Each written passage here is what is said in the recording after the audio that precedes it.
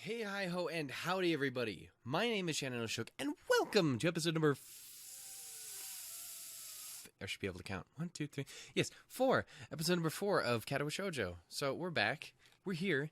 Once again, I had to redo a lot of this crap because this scene got cut off because the fucking goddamn... I end it so weirdly when I did this series. Anyway, point is, thank y'all for checking out the video. Let's do it. If you remember, in the last episode, we met Shizune. No, we didn't. We met them in the episode before that. We talked. And we did some stuff. We ate lunch. And then we're like, what's up? You want to play a game of Risk? And I'm like, what? Huh? Oh, I don't know what that is. And then I was like, what? Huh? How do you not know what that is? And it was like... and during afternoon classes, the long-haired girl comes back and sits down in her seat without a word. Again, no one seems to notice. Or if they do, no one says anything. I want to ask Misha about it, but I don't want to be nosy. After school, Shizune and Misha quickly find me by the first floor lobby and latch onto me, covering each flank in case I might try to escape. Wonderful. I feel a little offended, but damn it. Fuck me. I feel a little offended, but I'd been considering it. I got there. I got there in the end. Nevertheless, I'm a bit disturbed that enough people have tried to make a break for it in the past that they're on their guard. What's with the escort? This doesn't make me feel very comfortable. In fact, it makes me feel like a dangerous prisoner being transported to a cell. What's wrong, Hee-chan? That's right. We're just gonna go play a game of Risk. Remember? Do you remember when we said we were gonna do this thing? I don't know, Misha, this seems a little sinister to me. I started thinking that... fucking goddamn it.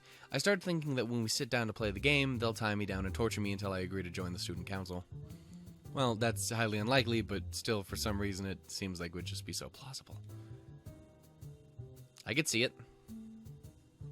It looked like they'd be into kinky shit. Getting to the student council room is as simple as turning 2 corners from where we started. What? That's it? This makes you guys being on top of me fucking goddamn it.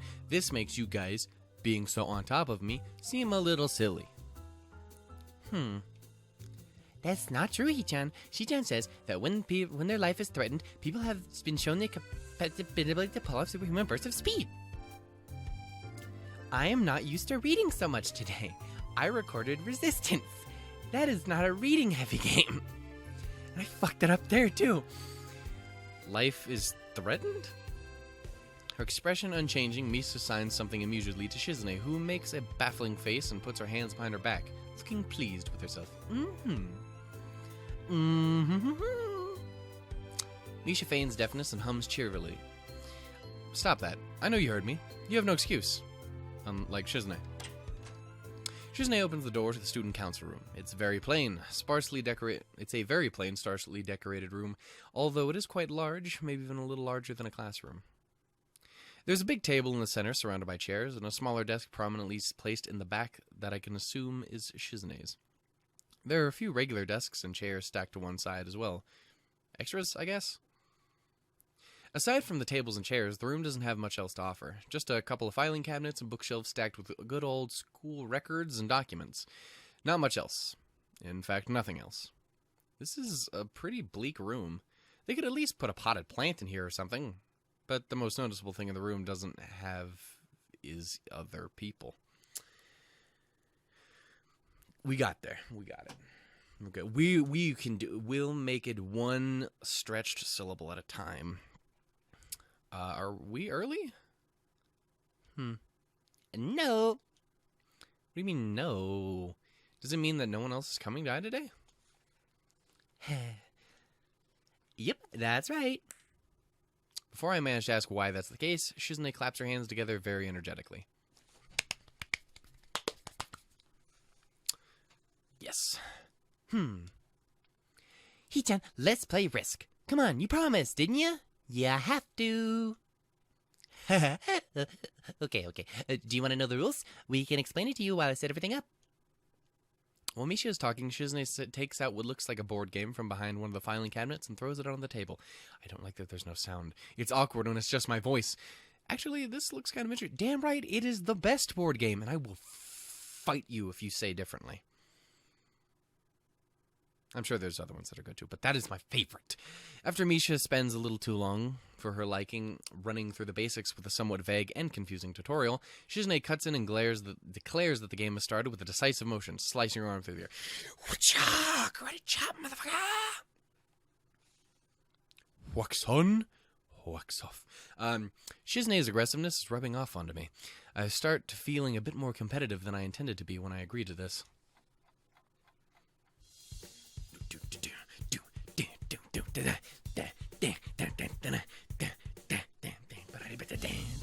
I really like the soundtrack to this game. Anyway, halfway through into the game, while I try to ponder on how to defend against Shizune's assault from two fronts, she breaks my concentration by drumming her fingers on the table to get my attention. Hichan, Shichan wants you to know that you were taking way too goddamn long to make a move. Hurry the fuck up. Shichan also says that she will let you keep Australia if you agree to join the student council. I thought this game was no string attached. Strings, whatever. There are no strings on me. Okay. Just the fact that she would dangle that over my head as an offer means that she knows I care about the outcome of this game. And anyway, no. Shichan admires your fighting spirit and would be a benevolent dictator who will spare your people if they agree to join the student council. I will not murder them in the streets. Yet. Ha ha ha ha. You're so competitive, Shizune. She seems to take this as a compliment. I would expect the student council president to be a little more magnanimous. What? She doesn't seem to know what the word means or how it's signed, so she pulls out a piece of paper and writes it for Shizune, who in return signs it back to Misha. Misha presses her index fingers against her temples as if physically trying to imprint the word into her memory. Get the fuck in there! Suddenly, Shizune bursts into a flurry of gestures. Misha looks daunted by the pace of her heated signing. Wait, but please slow down, Shichan. Shichan says you're gonna lose. Tell her I will crush her world empire with my rebellion. Okay. God damn it, Shizune. You're terrifying. Those eyes of hers shine with childlike mischief. She says you have no chance if you keep playing like this. No, you won't. What do we say? It is a trap. It's a trap! I honestly don't remember actually the outcome of either of these.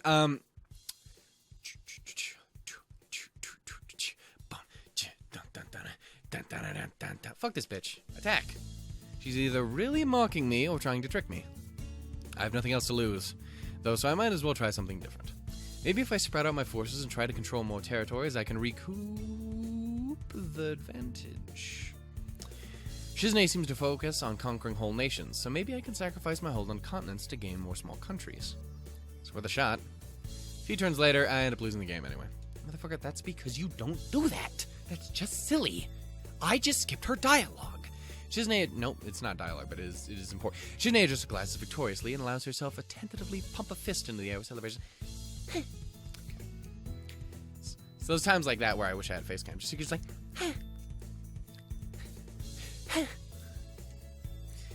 I win, yay! There's no need to translate that. I thought it was pretty clear. Don't look so sad, Jen. You are really giving it your best. That's what I thought. Sometimes your best just isn't good enough, though. So if anyone knows that, it's me. You did very well for someone who just learned how to play today. Hichen, you attacked Iceland and North America at the same time. That's a very daring move. Hichen is impressed. The mark of great people is that they are daring and that they can follow through. You're already halfway there. Isn't that great, Hichen? That isn't enough, though. Just potential isn't enough. There's no point in potential if you don't take the first step. There's no point in that if you don't keep going. I want to see more. You're right, Hichen, but that's just so damn demanding. He's such a sassy bitch. Why would you do it? Just give him a moment. Hold up. It's not that serious. Hichen, don't. Okay. I don't know why one's just like, whatever. Point is. Girl, I'm gonna need you to take a step back. You're a little too close. Shizune leans forward, suddenly looking a lot less playful and more like the serious person I expected her to be from the start. Hichan, would you like to join the student council? She really doesn't waste any time, does she? But, it's only my second day of school, so I'm kind of hesitant to committing to anything so early on. I haven't even taken a look at any other clubs yet. But spending time with Shizune and Misha doesn't seem like something I would necessarily hate. On Wednesday, every other day is all bad. We can't do it. No Tuesdays. We don't like no Tuesdays up in here. I still need more time to think about it before I decide for sure, though. Maybe I'll get back to you on it. Okay, Hichan. But I hope you're not just saying this so we don't feel bad. No, really. She knows. Really? Hichan, if you're gonna say that, you're saying that it's definitely the truth and that there can't be any mistaken it.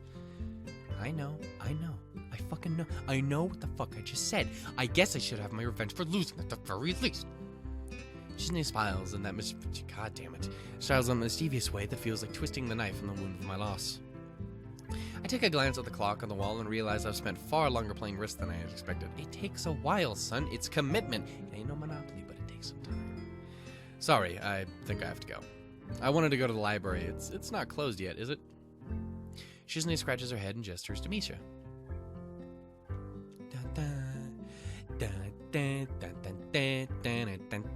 Sorry.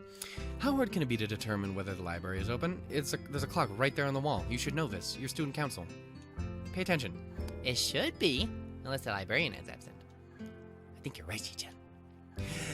We think that the library is open. It is on the second floor. Can't miss it. Do you want to show you where it is? No thanks. It's okay. I'll see you guys tomorrow. Bye-bye. Hey, bye-bye.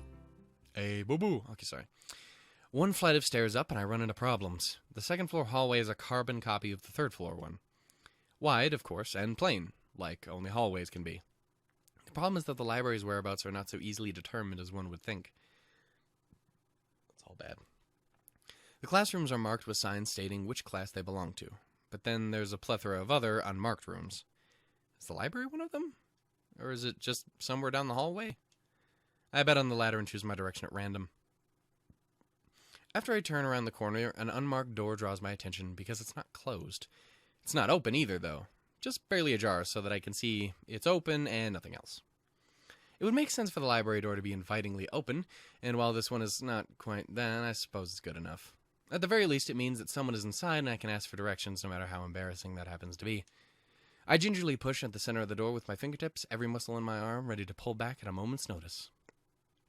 The feeling of being an outsider to the school can't be shaken from my mind, so much that I instinctively fear doing something wrong by entering. The door slowly creaks as if groaning from a deep sleep, though it's much easier to open than I'd anticipated. Leaning over and poking my head even further inside to gain sight of the room as fast as possible, the meek "hello" on my lips is quickly snatched away.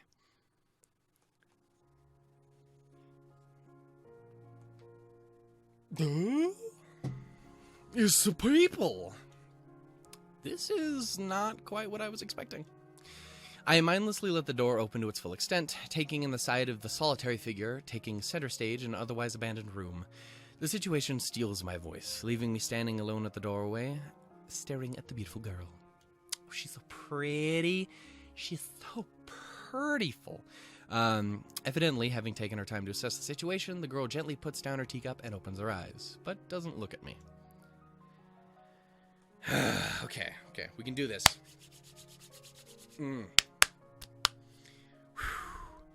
If I can get a C-, it's good. We're good. Gold star. Silver star. Maybe gold's a little much. Gold's way too much. Silver star. Okay. I'm clapping directly into the microphone, so that's probably ear-piercing. Let's see here. Hello there. May I help you? It's all bad. We're working on it. I need more time to practice. It's okay. Hello there. May I help you? Staring directly in front of herself, the movements of her lips seem to break their silence rather than the words. However, it's the soft, measured voice that reminds me and I'm starting to slip into it, she's a being separate from the room itself. Not only is she likely the tallest girl I've ever laid eyes on, but even among the foreigners I've met, she's strikingly distinct. Hi. Sorry for intruding. I was just kind of lost. She takes a moment to formulate a response before speaking. Every action she takes feels as if it's carefully choreographed beforehand. Care to take a seat? Care to take a seat? Care? It's like care to take a seat? I'm so sorry. That's terrible. Unexpected, considering I'm intruding upon her. Thanks. I slowly step towards another seat. Damn it. I keep slipping into it when I'm trying to talk normally. It's the switch between the two is fucking dangerous. I slowly step towards another seat opposite her. The girl resting the teacup and saucer on the wooden table in between. The way she doesn't track my movements with her head is telling. That and the slight cloudiness in her eyes mean she must be at least partially blind like Kenji. Come to think of it, her voice doesn't have any detectable accent either. Well, not to you, fool. I guess she must be half Japanese. As I take my seat, her composure takes me slightly off guard. Her air of relaxed confidence makes the silence entirely comfortable. The calming atmosphere is so very different from the student council office. I take it you're a new student to Yamaku. Yeah, I just transferred in yesterday. I get the distinct feeling my speech patterns don't match the formality of hers, accentuated by her restrained bow of greeting. One which I hasten to match before realizing she can't fucking see that, you fool! I'm Lily Sato. Pleased to meet you. Hisao. Hisao Nakai. She gives a nod before gesturing roughly in the direction of her teacup. Would you care for a drink? Sure. As much as it pains me, I can't keep step with her formality in the proceedings. She gives a kind nod, taking the request in stride. Without another word, she steps off the chair and prepares a second cup of tea from a collection of supplies laid out along a shelf. A brush here, a brush there, her left hand often lightly touching the side of whichever container she's pouring into. It seems to be a process she's followed dozens of times before. As I lean sideways to see around her back, she seems to be using her long, dainty finger to measure the right amount of water in the cup. It's one thing to see the different disabilities the students in class may have, but it's quite another to see how everyone seems to adapt to those. Shizune and Misha have no problem working together to communicate to me, and Lily herself seems to have workarounds for problems I'd never thought of. While I feel slightly guilty about her doing the work, she seems pleased to be following the correct process of the offer of preparing the... Okay. So? Her soft voice brings me out of my silent observance. Which room were you looking for? It's not often this classroom is visited after school. The school library. I don't know why I said it like the school library. Shizune and me, some classmates told me it was on this floor. She finishes pouring water into the teacup as she nods, a small metallic tapping coming from the teacup indicating it is being stirred. I'm aware of Miss Hakamichi as are most students. To be with them means you're in class 3-3, no? That's right, and the science room with Muto. She gives a small giggle before setting down the teaspoon and slowly walking towards the table, teacup and saucer in hand. He's quite the character. I assume nope. No, it's just close, but no. I imagine you'd come to like him. Most do. As she sets down the tea, I gently take it and have a sip. I am really more of a coffee person, but it seems like a rather bad moment to bring it up. Same. Tea's good though. Nevertheless, the smell's quite nice. I hardly think it'd be hard to choke down. Thanks, Sato. It's really nice. She smiles and quickly waves her hand in front of her face. Lily, please. There's no need to be too formal. She says this in spite of her exceedingly well-bred speech. I don't know if it's well-bred if I'm the one who's reading it. Oh well. I guess I should try and ask her about herself, as it doesn't really seem as if she's catering to me. Or as it really does seem if she's fucking damn it. It's amazing how you can completely flip the meaning of a sentence with one word. You just make it the exact opposite. So, which class are you from? I imagine it's one of the third-year classes. Correct. I'm in class 3-2. There we go. Nice. Which is on the 3rd floor, same as yours. It's taught by Miyagi. And Mr. Miyagi. Wax on, wax up. We just did this joke. And it's specifically for both blind and partially blind students. I see. Sorry. I feel like slapping myself with a faux pas. Looking at her face, though, she doesn't seem in the least bit put off by it. My, there's no need to change your speech on my account. Sure. Sorry, I guess I'm really showing my newness here. An environment like this would be a big change, so I can't fault you for it. While the same can't be said for everyone, many may have come to terms with their conditions. A category, which would include her, it seems, all too ready to jump ship from this particular topic, I segue into another. I want to segue. No, I really... do you want to... What the fuck? Do you come here and drink tea often? It's a really nice place. Thinking on it, this might be her version of the place behind my school that I like to have lunch at. I come here fairly often during lunchtimes. My duties as class representative don't leave me too much time for an official club, so a friend and I use this room for having tea. For having a cup of tea. Sure, I feel like that's more Irish at that point. Anyway, class representative, huh? Compared to Shizune, her mannerisms seem to be almost completely opposite. While Shizune is blunt and fiercely driven, she's like a chainsaw. That was what I was going for earlier. Lily seems calm and relaxed. Like a turned-off chainsaw. Almost aloof. Come to think of it, she might be useful for a less biased view of the school's clubs. What kind of clubs are there to join? The more popular ones are the track and field club, which uses the field near the school during lunchtimes. The baseball club and the book club in a room near the... There are also numerous small ones too, though, such as art and music clubs. At a time when I'm just wanting to get on my feet, rushing into a club right away seems slightly unappealing. I wonder if the school shares the same rule as my old one. Is it compulsory to join a club? It isn't, though it is encouraged. Ah, good. That's... Thank fuck. I really let my guard down around this girl to let such a thing slip out. She would never be okay with me saying fuck. The fact seems to slightly amuse her.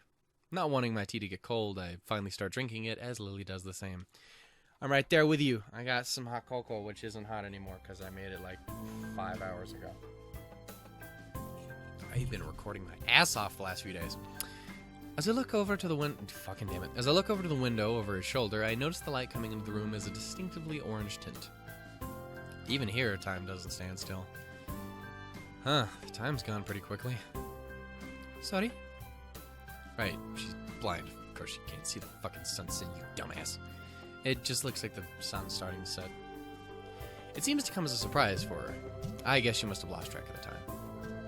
Sorry, Hasao. I didn't mean to keep you from the library for so long. I quickly moved to allay her concern. No, it's okay. The library's still open, isn't it? She pauses and takes a moment to think on it. It's probably something I should have asked Shizune when I had the chance, but Lily seems likely to know in any case. True.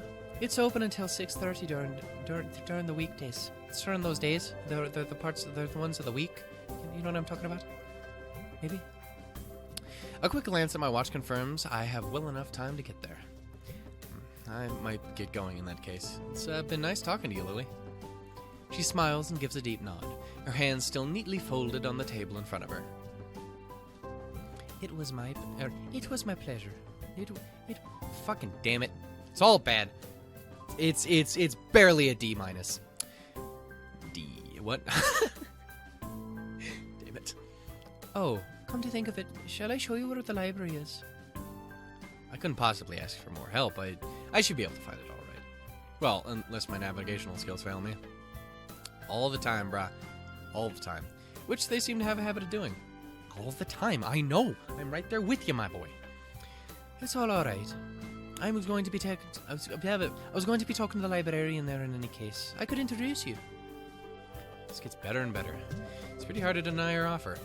If you're sure, then that'd be great. Thanks.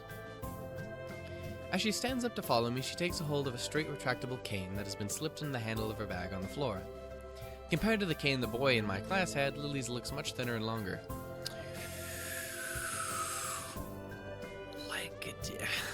His must be for support, whereas Lily's is for navigation. Together we leave the peaceful room and enter the empty hallway on the way to the library. My voice stopped working. Side by side, my pace carefully slowed to match hers. We slowly walk through the hallway. It doesn't take long for us to arrive at the door to the warm-looking room, apparently situated in the center of the floor rather than either wing. There we go. Ladies first. She gives an appreciative smile at the gesture, taking a lead as we file in. To the left is the wooden library counter, with the library proper being on the right. It easily dwarfs my school's library, with the distinct smell of old books giving the place an almost old-world air. There doesn't seem to be a lot of students here. Considering the time, it isn't a big surprise. Everyone's probably either in school grounds or in the dorms. Yuko, are you here? She says it She says it to thin air since the librarian doesn't seem to be present, and of course Lily can't see this. What's unexpected is that it draws a reaction. Something from under the counter thuds against it, followed by a quiet wail. Oh no. Oh, this is gonna be a mistake. You know what? Fuck it. I'm doing it. You know what? I'll go through this one episode giving her the voice that I intend to give her. And when it's horrible, tell me and then I'll stop and come up with a better voice. It's just, I need it in my life. It's been a little while. The origin, apparently the librarian, quickly crawls out and bounces up to extremely rigid attention. Hi Lily, how can I help you today? Her voice is strained in a failing attempt to sound casual, and she's rubbing the back of her head. Good afternoon. What happened just now? I heard a strange sound. What's there to say? Heard a strange sound. Sorry. It's nothing. Nope, fuck, damn it. It is nothing. I just hit my head on the thing with the thing. See, I dropped an eraser under my desk, and while I was looking for it, a pencil dropped, and I was looking for both. When you came in, it surprised me. I was so scared. Are you alright? I'm sorry, I didn't know.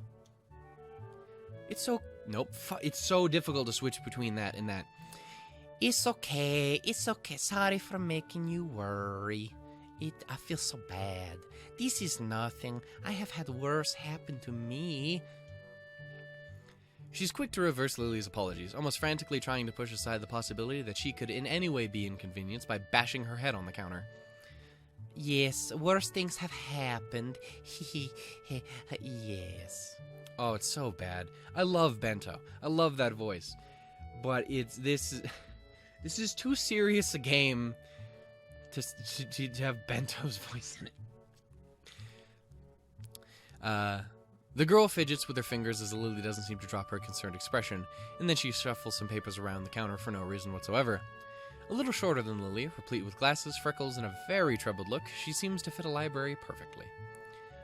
Lily, did you get my message? Message, huh? It's when it's really small amounts of dialogue, it's very difficult to jump into the already terrible accent. Oh, the 2 imported books that arrived. Right? Nope. Right. They finally came. I cannot believe it took so long, but...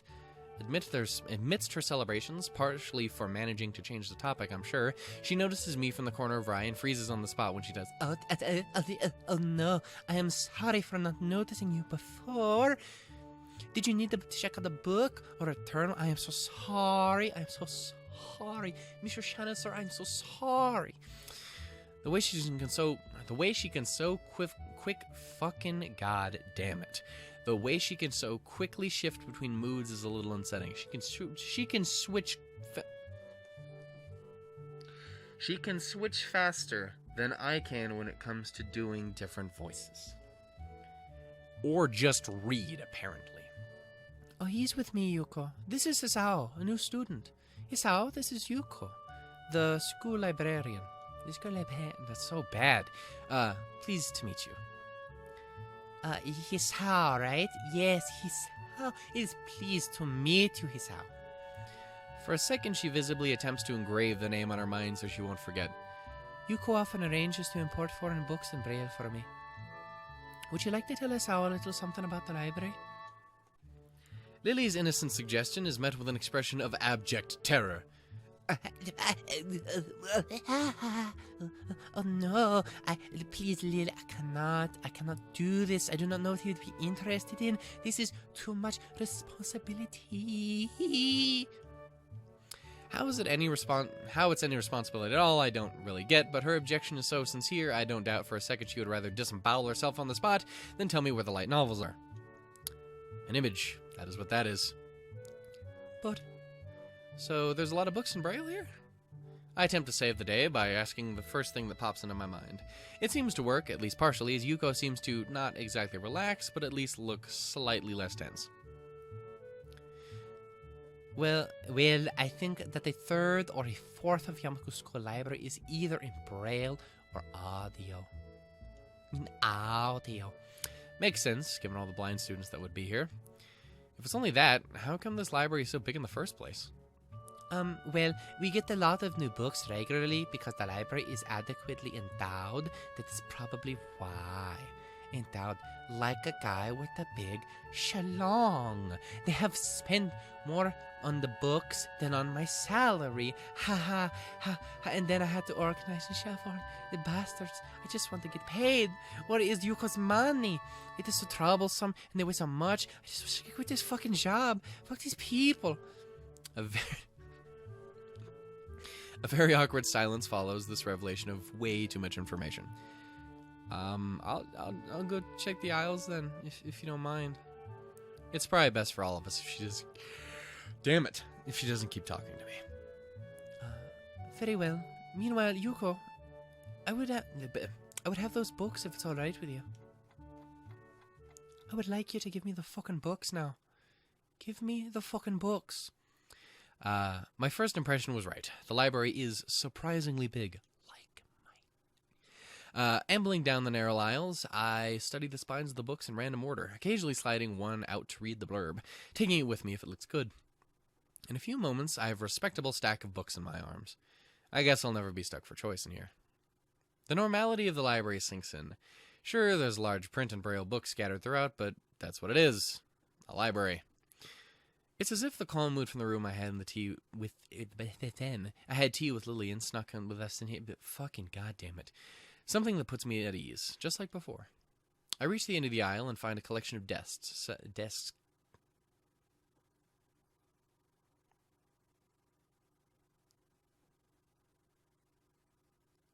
Damn it. Set up for study or personal reading. Going a little further, though, I discover a nice quiet corner at the back.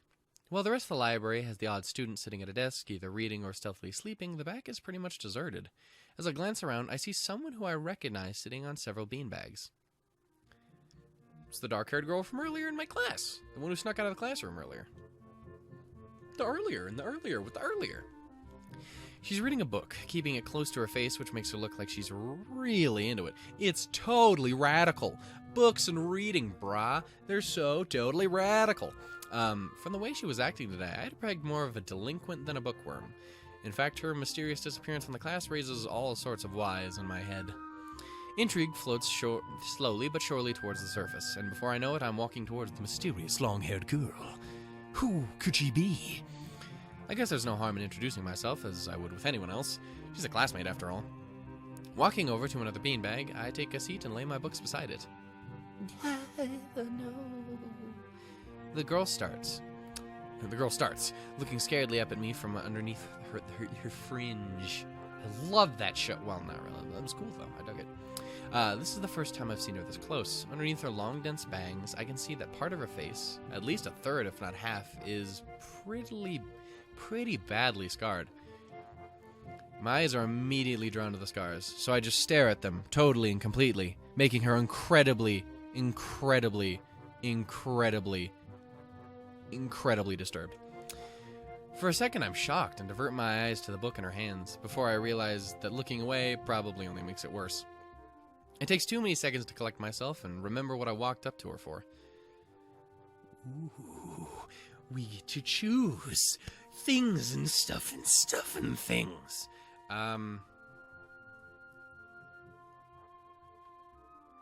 Say we introduce ourselves. We go like, hi, how you doing? Sup, brah. Sup, brah. How you doing? Okay. Perry, don't do that. You scare the shit out of her. She's like a fucking rabbit. Oh my god. She's like a little bunny. She's a little bun. Hi, I'm new here. It's Anakai. We're in the same class. I have this voice for some reason. I just transferred here the other day. Maybe you don't remember. I did a self-introduction. It was really fucking awkward. I was the guy who likes soccer. The girl doesn't say a word, but simply stares at me wide-eyed. The fuck is wrong with you?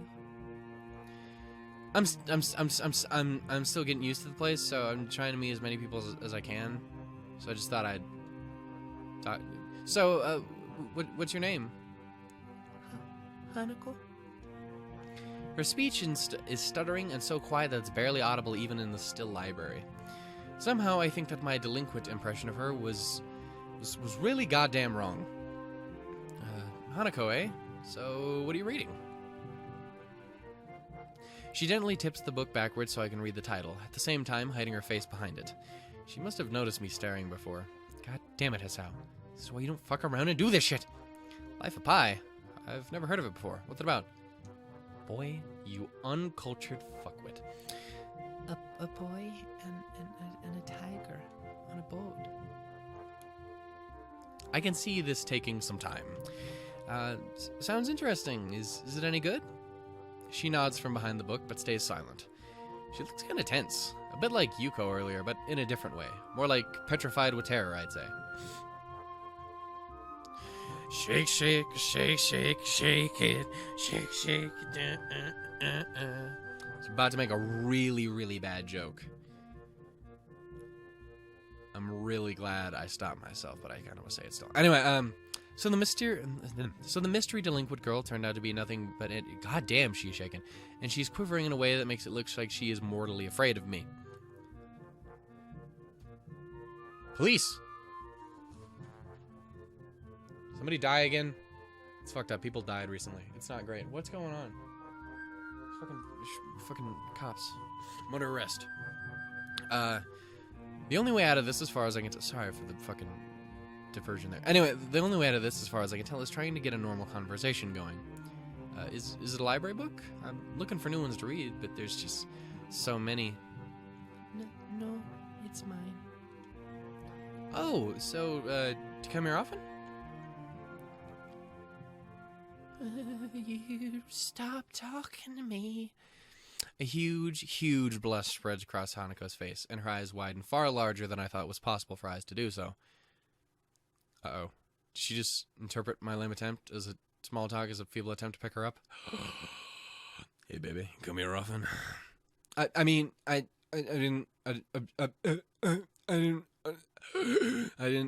it like that.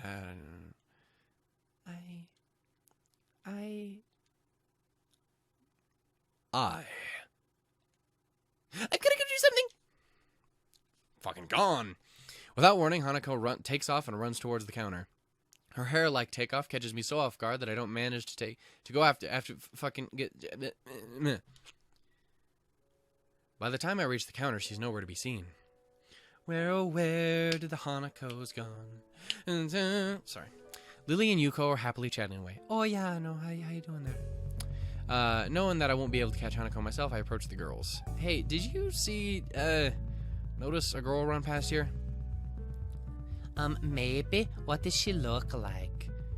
Long, dark hair, kind of shy. She had, well, some scars on her face area region. Probably more of her too, but I'm just like, that's the fate. You wouldn't be talking about Hanako, would you? Yeah, that's her. I saw her reading and tried to talk to her, but I think he scared her off or something. Oh dear. Yuko, would you excuse me? Would you excuse me? What the fuck? Would you excuse me? I did it again! Fuck it, moving on. I had better try and find her. Sure, I'll just hold on to these until you come back. Yeah, no, I'll do that. Yeah. There was a spider on the scene. Okay. What's going on? I'm sorry, but I'll have to explain it to you some other time. Right. I'll see you later then.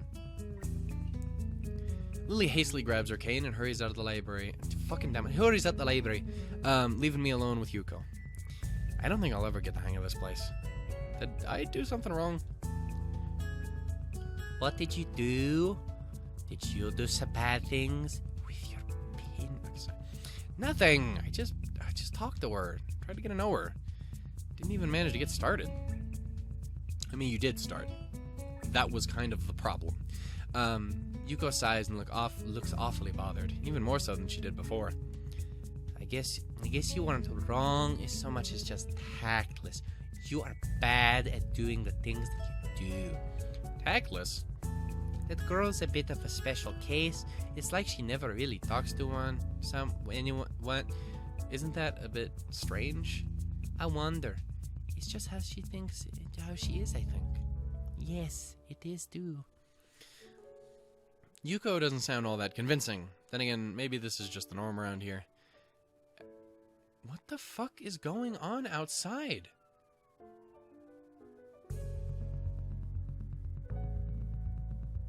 One of those are two different kinds of sirens. Are more, like, literally, did more people fucking die again? God damn it, people, stop it! Choose life! Everyone has their own problems, or else they wouldn't be here.